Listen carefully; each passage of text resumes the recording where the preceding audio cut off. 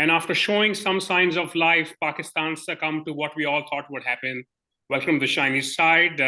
I'm your host, Fareed Shah, and we have with us Omer Basir from early in the morning in Houston. And we have Umair Qazi from a very festive Dubai at this point. How are you doing, guys? All well, all good. As you said, festive in Dubai. Good December, the stuff. best time to be here. Doing Omar, well. how? Similar here as well. Yeah, similar here as well. Festive time, holiday season, good weather. Yeah. To be honest, yeah, it's also the best time to be in Karachi, I would say, if there's any. But guys, initial reaction, initial gut reaction. Omar, you want to go first? Pakistan lost the game. Expected loss, but better than expected performance. That's what I would say. Omar, what about you?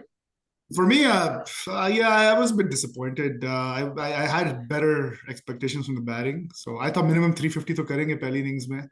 And yeah, I mean, I probably should have watched your preview, right, and maybe calibrated them. But yeah, definitely. I mean, again, nothing shocking, but disappointing. Okay, so Qazi, do you want to do the 55-second summary of the game? You're giving me 25 seconds extra. It's a 5-day game, so it's usually it averages 4 days. It averages 11 seconds per day, but thank you to Pakistan. Okay, so look, Australia won the toss, chose to bat first, which is what you should do in Perth. The Perth wicket on day 3 onwards is really tough to bat on. Australia posted 470 odd, and honestly, with the bowling lineup that Pakistan went in, I thought Australia would be posting at least 600. But the fact that only Warner got 100 and Mitch Marsh then got a 90, no other batsman crossed 50, I thought that was a win for Pakistan. And Amir Jamal on debut 6 wickets, great achievement from him. Khurram Shahzad looked good as well. In response, Pakistan, as Umar just pointed out, was batting was not up to par. They scored 270, 280, giving away a huge lead. And at the end, Australia's second innings declared, giving Pakistan a target of 450. And then on day 4 in Perth, Pakistan were just not there. 80, 89, I don't know, whatever the score was. That's a huge 360 win for Australia. And had they enforced a follow-on, it probably would have been an innings win, which is what they did last series.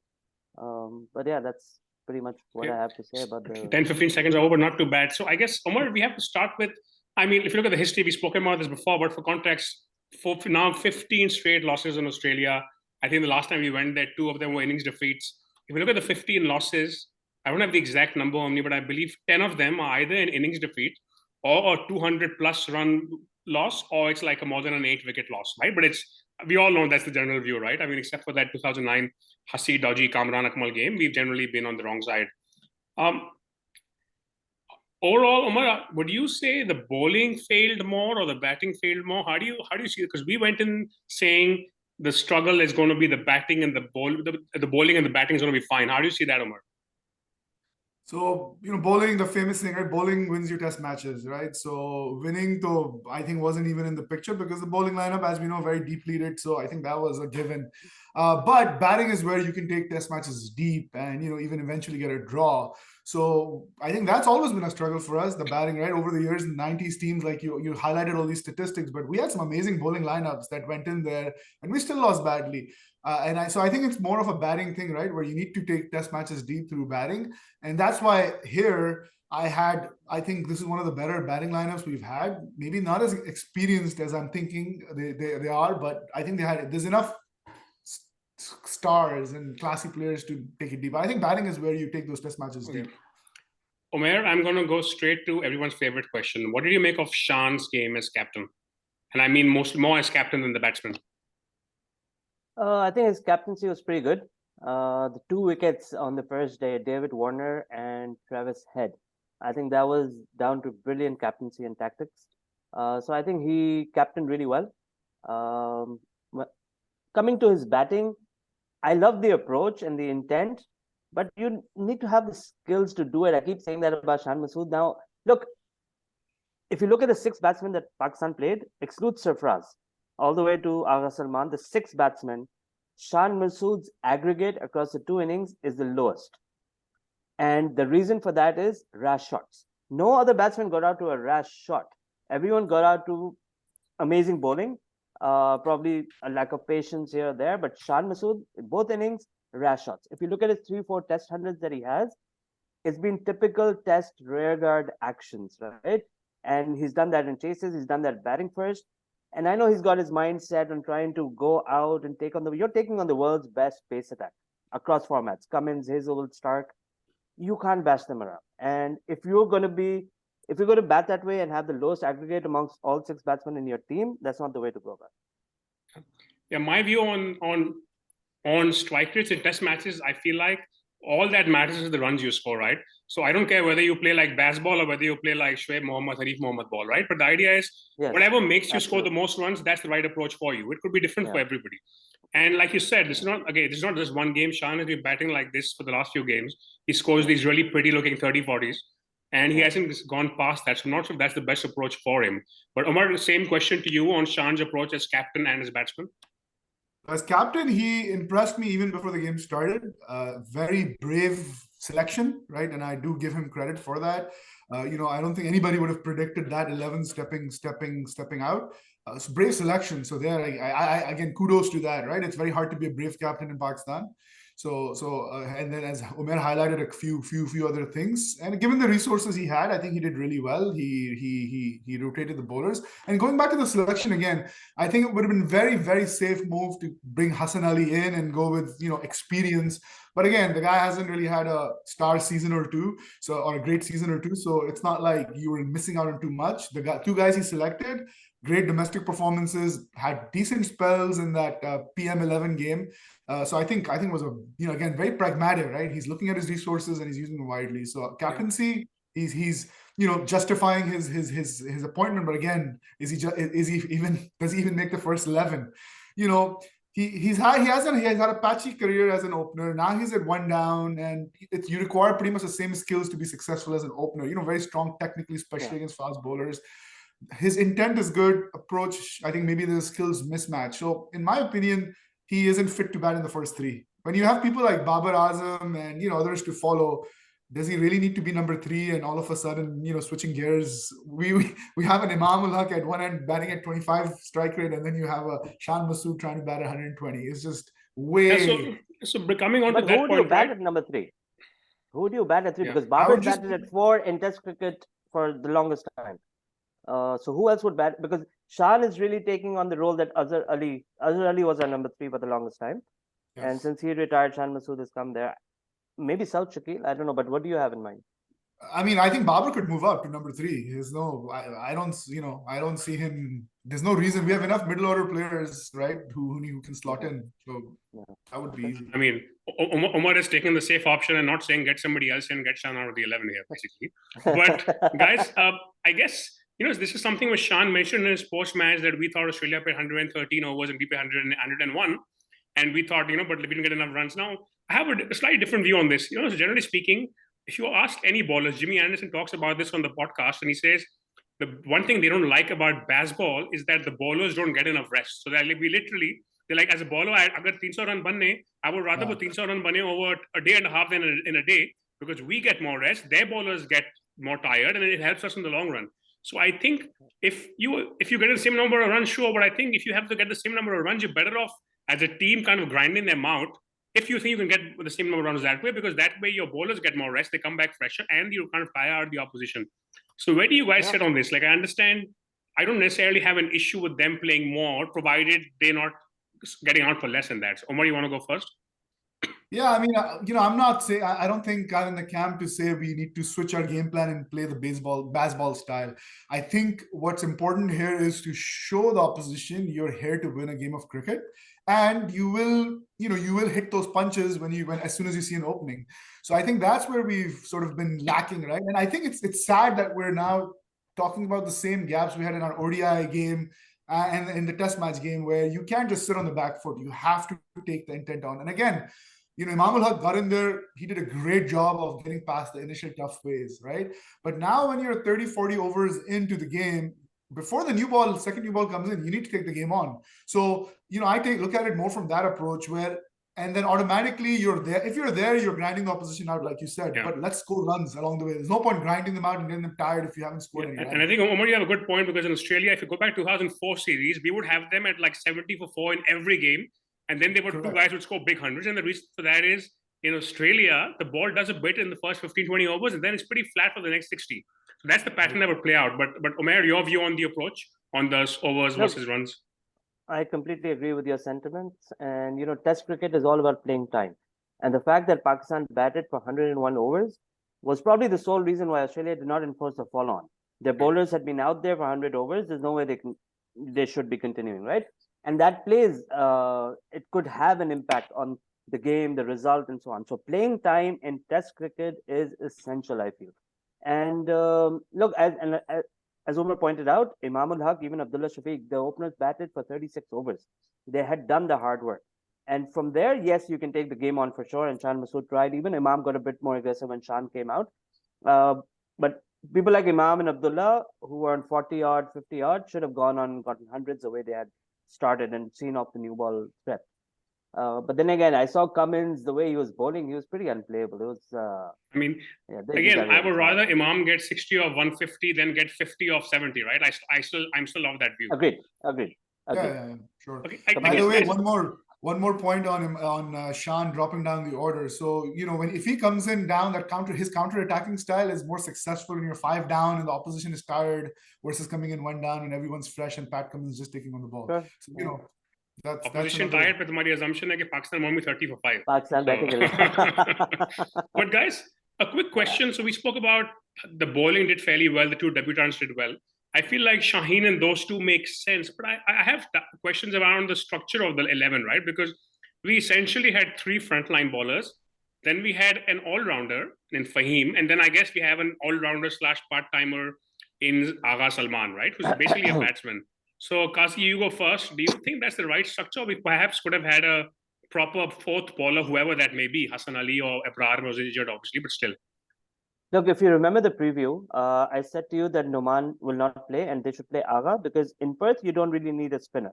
And Agha can provide that stopgap solution as a spinner. And that's fine. If I can just cut you off, so but my question is, do you think we need a 4th bowler or not, spinner or not? It could be a fast bowler. Yes, you do. Fahim made no sense. Wasim should have played. Maybe Hassan should have played. Fahim Ashraf is not a cricketer. I don't even know why he's in the Pakistan setup. Now say batting hoti hai, now say bowling hoti hai. Matlab, I don't know why he keeps coming back. They have not developed him. And they should have played a specialist bowler instead of Fahim. If you have Agha at 7, you don't need, doesn't matter who's at 8. That's what I mean. Ahmed Jamal can bat, Shaheen can bat. Exactly. Yeah, exactly. Right? So, yeah, Omar, your view?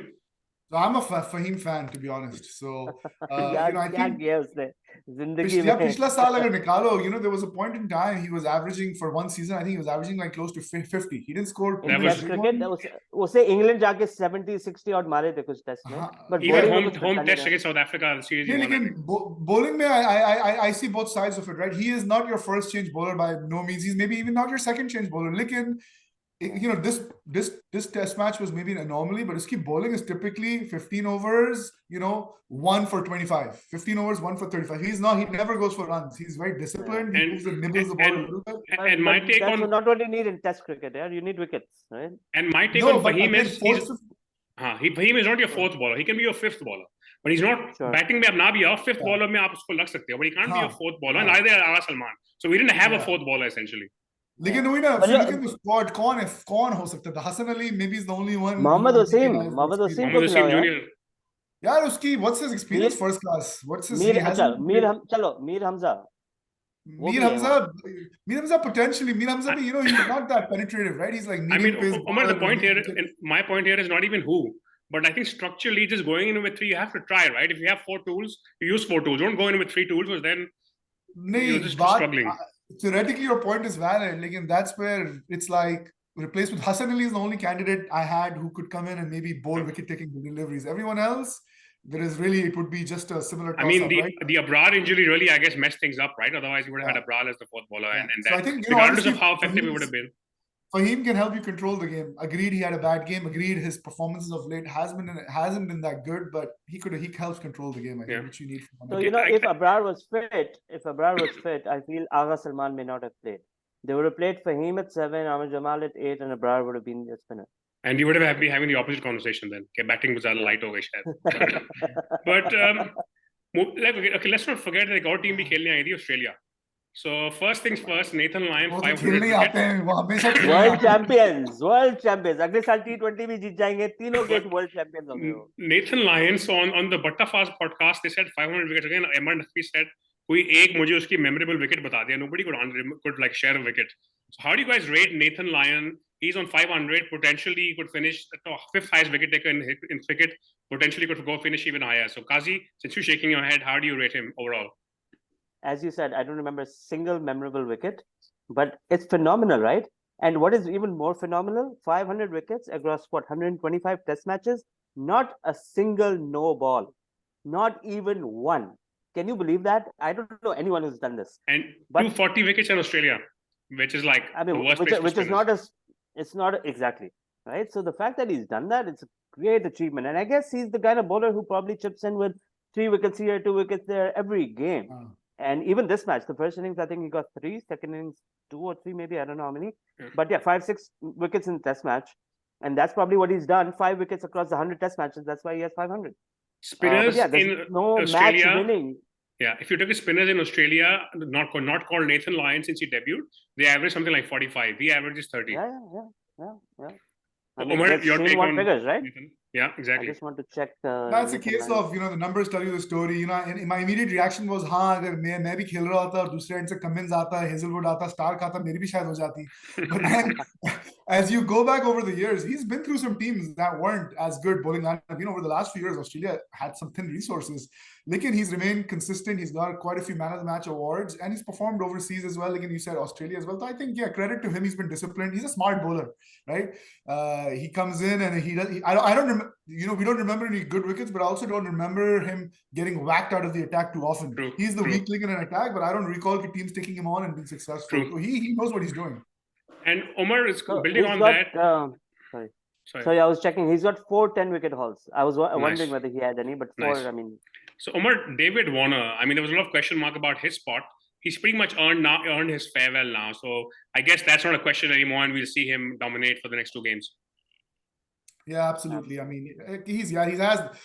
It's a case of what we were talking about Pakistan. Usko replace kaun karega? Yeah, there are a couple of people, but nobody really stands up and is raising their hand. The guy has so much history of Pakistan. Just attack ko, you were feeding him, niwale bana ke de rahe the usko. Yeah, I mean, and if you look at the scorecard, right? Essentially, other than him, Marsh scored 90. Nobody else scored a 50 in the first innings. So it was very reliant on him. Yeah. Umair, your view on Warner? Yeah, what a batsman, an amazing batsman. Even had he not scored, he deserves the farewell in Sydney. I don't agree with Mitchell Johnson at all. He's been a star. He's been a legend for Australia. And I think once he goes, if I was Australia, what I would do is I would open with Mitchell Marsh. He does that in T20 and ODIs, and I would get Cameron Green in at 6. And I think that's the way Australia should go. That's coming up. That's coming up in the cricket media. They are thinking of that as a potential move. So let's see. Curious to see how that plays Marsh out. has come out and said, I don't want to open. Marsh, Labuschagne, both have said we don't want to open. The counter to that is they say Cameron Green is like a proper top order batsman, right? When what Mitch Marsh is delivering in the middle order, those counter punches, those he can't really do. So maybe they lose out on that. I mean, either way, the point is having both Green and Marsh in your top 6 is crazy, right? Or top 7 if you have the keeper at 6. Fahim Ashraf, Amir Jamal, 2 all-rounders as well. Fahim Stokes Ashraf, as some people call him on Twitter. Guys, so how does this go? Where does this go from here? Do you think Pakistan will get used to conditions and actually before that, guys, super important. Pakistan ने announcement की है कि हम एक 2-day match खेल रहे हैं. It wasn't scheduled, but they've announced it's all of a sudden 21 और 22 था, 21st, 22nd. So suddenly, after the game, we have a 3-day gap, a 2-day game, a 2-day gap, and a full test match. Then 3 days and another test match. So firstly, these things are normally decided well in advance, right? So do you think, regardless of anything else, from a pure workload point of view, Umair, is that a good idea to play a 2-day game in the middle? It's fine because look, the batsman will at least get used to the conditions. And since it's not a first-class game, you can actually use 10 bowlers. So no one will actually burn their body out over 2 days. You'll probably bowl in 1 innings. And I guess no bowler will bowl more than 6-7 overs. So it'll be a good workout, good match practice. Instead of doing the same in the nets, you better do it in a match environment. So I think it's all right. It's not bad. I just don't get why they announced it. If it was a first-class game, it would have been a bad decision because then you have to use your 4 or 5 bowlers that you're playing. But the fact that you can use all 8, it's fine.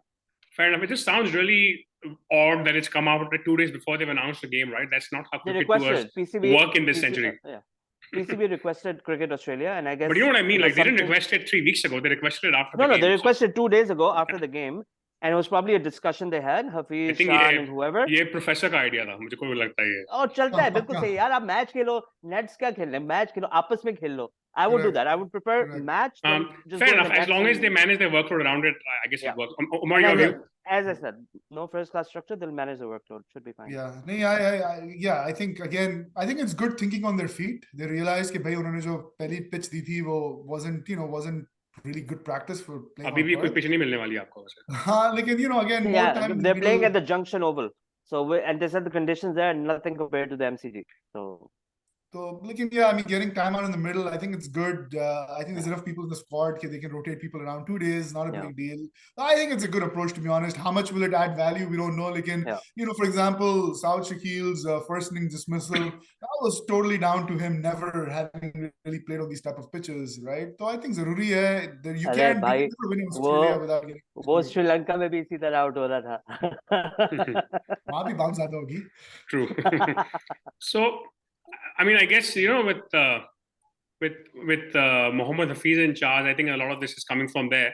But how do you guys think that we'll get a bit more fine-tuned and we'll come across better in the next 2 games generally, or do you feel like we've kind of hit a high and it's all downhill? Umair, you want to go first? Yeah, no, I think our batting will be better in Melbourne and Sydney because they're not as difficult pitches as Perth is. And even though Perth over time had become a better wicket, but this one in a new ground, they had brought the old Perth wicket, similar to that. The Waka, so I think the batting, track. Yes, exactly. So I think the batting will do better in Melbourne and Sydney, and we'll probably play a specialist spinner in both the matches as well. So, I think we'll get better. We haven't hit a high. I mean, the batting didn't even get 300, so we'll see. Yeah, I mean, to be honest, I think this game was a game of 2 tails, right? I feel like the first 4 days and then 89 all out. 89 all out completely changes how I look at the game. Until then, I was like, you know what? Yeah, but look, at my expectations, if not above. Yeah, but Perth day 4, I mean, 89. वो wicket जिससे आती there was. Man, I get you can't make 350, but like 89, come on, like 89. Yeah, but you're also chasing 450, right? I mean, in your mindset is ये तो नहीं होना. Yeah. Okay, Omar, your view on the way we, what we were maybe when we were 1 or 2 wickets down or 70, 80 overs in, minimum 350 lag raha tha, the way Abdullah Shafiq and Imam had given us a first innings they should have. They definitely should have. It wasn't looking that difficult. So I think I do think there'll be some pretty good, interesting battles coming up. Lekin, I have to highlight this fact. I have not seen Mitchell Starc bowling this well in a test match for a long time. He's been hit or miss. He comes in, bowls some good spells. Again, his test match, he was amazing. He kept the pressure up. Usually, he's the sort of the loosest link, in my opinion, in their pace attack in the recent times. So, Vo was a big factor. They had it was relentless for the batting. Like, I think there'll be some fight. There'll be some fight coming from the Pakistanis.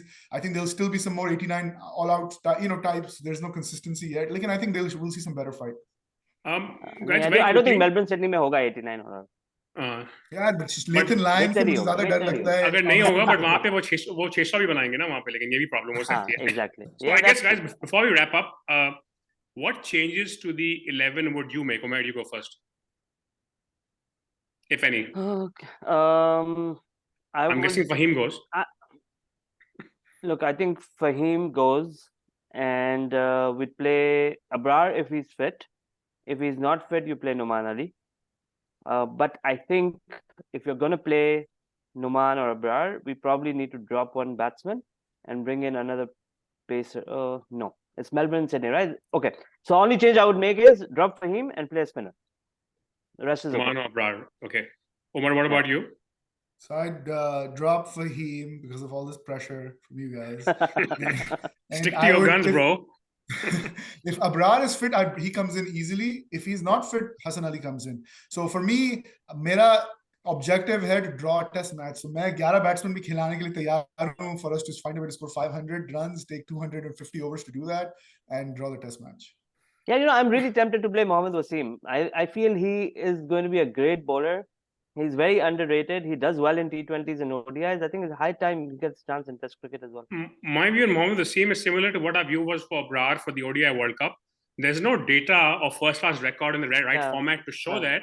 Having said Yeah. that, he is a very highly skilled fast bowler, Yes. right? So you would Yeah. think I would love to see him, if not this series, very soon, and see how he does in Test cricket. That's the only thing, right? It's not like the other Absolutely. alternatives are amazing, right, at this point. So Yeah, exactly. I'd play him over Hassan for sure, over Mir Hamza. So Yeah. actually, I thought in the first test, I didn't think Shahzad and Jamal would play. And I think Umar pointed this out, Shan, crediting Shan for the selection. I think he proved everyone wrong. And no one Yeah. rated Jamal and Shahzad. Everyone thought, why are they playing them? But they shared 8 wickets in the first innings. I mean, great performance. So a few friends of mine on different chat, they've been talking about Khurram Shahzad and Amir Jamal for a while, especially Khurram Yeah. Shahzad, right? And Yeah. so there is a track record, and again, I think Yeah, that no, was- he's done very well in kudos. domestic cricket. He has a great first-class record. The only downside was that he bowls at 130, 132, Yeah. right? Yeah. But he was bowling, he was swinging, he was bowling the right channel. So really good bowler. Yeah, no, Wasim could be a strike option. My one concern with Wasim is how many spells in a day will he be able to bowl? and I think with Wasim Umar, given your concern, I feel like if you're playing 4 quicks, I feel like he could be a very good option within that, right? Because he's one of 4. If you're playing one of 3, then maybe it's a gamble of playing a guy who's barely played first-class cricket. Makes sense. Yeah, true. Okay, good stuff, guys. Thank you for being on the show. Umair, have a good festive season in Dubai. Thank you. And Umar, Dubai में कौन have सा a festive slightly... season हो रहा है भाई दिसंबर में? क्या festive season है दुबई में? Yeah, Dubai आखिरी मतलब December में Dubai just goes wild. You know, I mean, a lot of people are off, a lot of people are visiting, and everyone is off from work. And छुट्टियां वैसी होती हैं आखिरी 2 हफ्ते, school भी बंद होते हैं, तो everywhere. There's 2 kinds of countries in the world. Markets everywhere. There's 2 kinds of cities in the world. Half are happy in summer, half are happy in winter. Clearly, Dubai and Karachi fall in the happy in summer category, probably Houston too, I'm not sure. Happy in winter categories, but yeah. For sure. Okay, good stuff, guys. Thank you, Umair. Thank you, guys. Bye. Thank you, Umair. Thank you. And for those of you watching, please like the video. If you have any thoughts on what went wrong, what we should do, please leave a comment. And in the meantime, stay tuned to the shiny side.